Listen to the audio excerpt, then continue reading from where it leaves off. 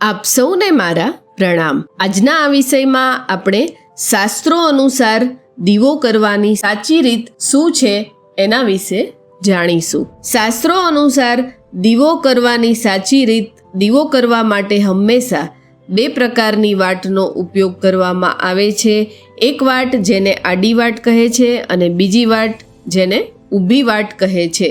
આડી વાટને લાંબી વાટ પણ કહેવાય છે અને ઊભી વાટને ફૂલ વાટ પણ કહેવાય છે।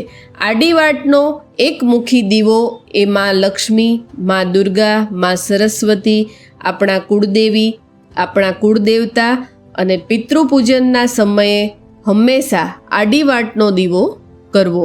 રોજ ઘરમાં કુળદેવી, કુળદેવતા અને પિતૃદેવતાને આડી વાટનો દીવો કરવો।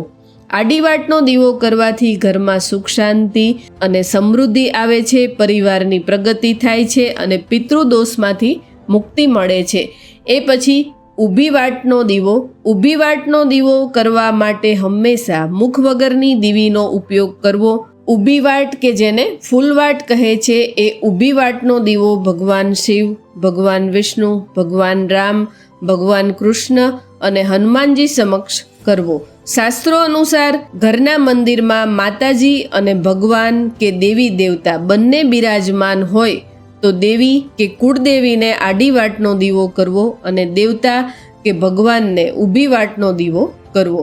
દીવો પ્રગટાવતા સમયે ધ્યાનમાં રાખવા જેવા નિયમ જેવા કે કોઈ દિવસ એક જ દીવીમાં આડી અને ઊભી એમ બંને વાટ મૂકીને દીવો ન કરવો જોઈએ। જે દેવી દેવતાને જેટલા મુખની દીવીનો દીવો કરવાનો હોય તેટલા મુખી દીવી લઈને દીવો કરવો। ઘરના મંદિરમાં પાણિયારે, તુલસી ક્યારે અને ઘરના આંગણે એક મુખી વાટનો દીવો કરવો।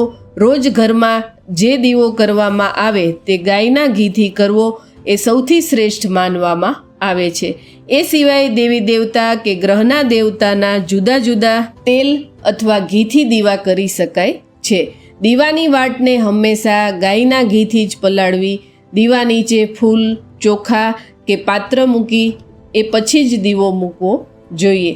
દીવાને સીધો જમીન ઉપર ન મૂકવો જોઈએ।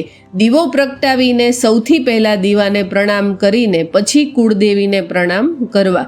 દીવાને આપણા શાસ્ત્રોમાં ઈશ્વર અને ઈશ્વરથી આપણી આસ્થાનું સાક્ષી સ્વરૂપ માનવામાં આવે છે, માટે જ દીવાને સામાન્ય ન ગણતા દીવાને પ્રણામ કરવાથી સૌભાગ્યની પ્રાપ્તિ થાય છે। તો આવતા બીજા વિડીયોમાં આપણે જોશું કે દીવા કેટલા મુખી હોય છે અને કયા દેવી દેવતાને કેવા પ્રકારના જુદા જુદા દીવા કરવામાં આવે છે।